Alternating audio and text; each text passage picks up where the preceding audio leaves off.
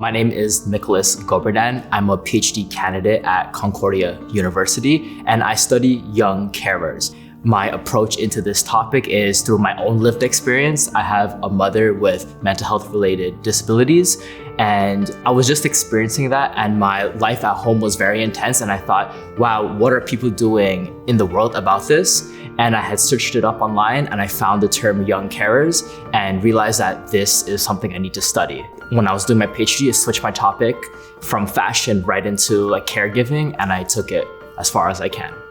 Mental health at that time wasn't as open as it is today. I just felt like it was just something I just had to deal with. It was also part of my entire life experience. I didn't tell any of my friends. That dual experience of having the appearance of a normal life and then coming home and things would be challenging at times, that was motivation.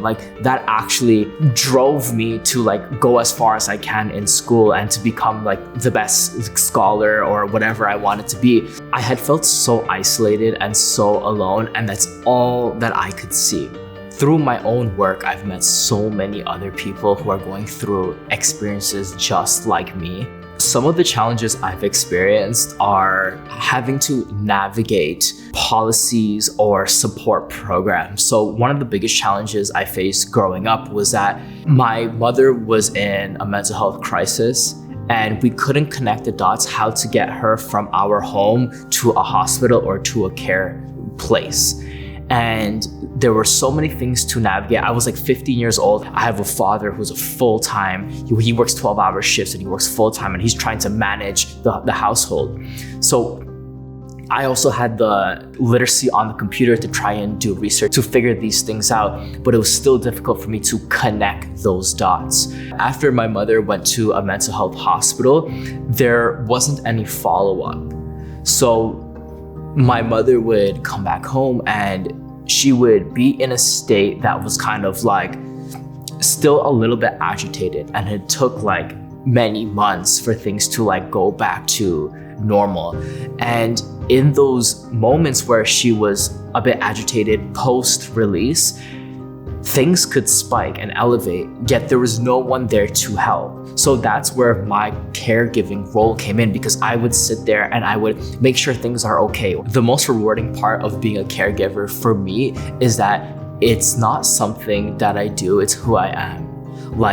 Going the extra mile to care for someone and being that person who someone can trust in you. And it goes both ways. I'm not just the caregiver.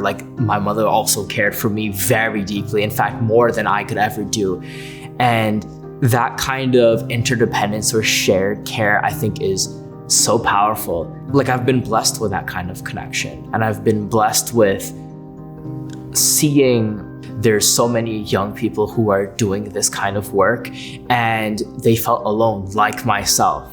And it's 15 years later and there's only been a little bit of improvement. What I'm hoping is that in the future that there's young people come out and say that they do care-based tasks, they're a carer, and it doesn't have the stigma aligned with it. And if they feel that they need resources or they need connection or they need community support or anything like that, it's there for them. And it doesn't feel like they have to live this double life. It is more so that this is just something that everyone goes through. Caregiving is a very natural thing, and my hope is that in the future, no young person has to ever hide that they do care work.